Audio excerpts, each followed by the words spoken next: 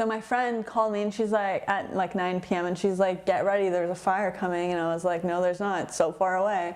So I just went to sleep. It's literally like red skies, it looked insane, and I just remember thinking like, what should I take? And then police started like coming down the street saying like mandatory evacuation, like everyone needs to leave.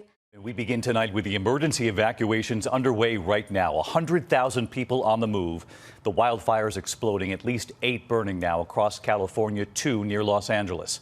They have turned deadly. The Saddle Ridge fire in the San Fernando Valley bursting across more than 7,500 acres. Fire officials calling it tonight a major emergency. Tonight, Los Angeles communities caught in a whirlwind of fire.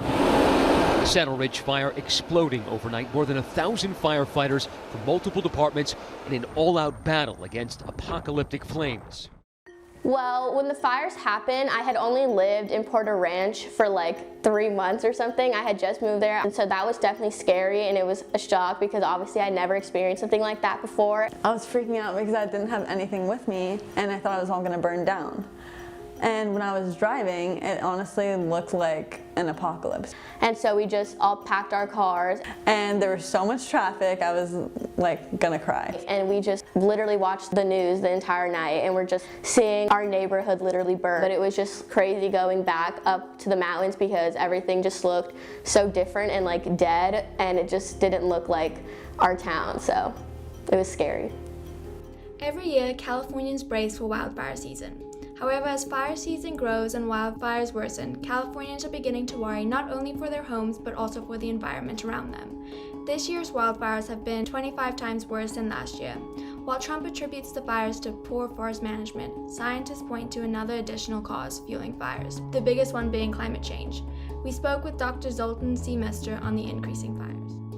In the last 90 years or so, about 50% of the top 20 forest fires happened in the last 20 years. The dry weather, the Santa Ana conditions, coupled with the slowly climbing temperature due to climate change, contribute to the frequency of forest fires and the severity of forest fires. Eventually, reducing fossil fuel use, coal, oil, and natural gas, and introducing more renewable fuels, that would be the long-term solution. I really firmly believe that climate change is the real existential threat for humanity as we speak.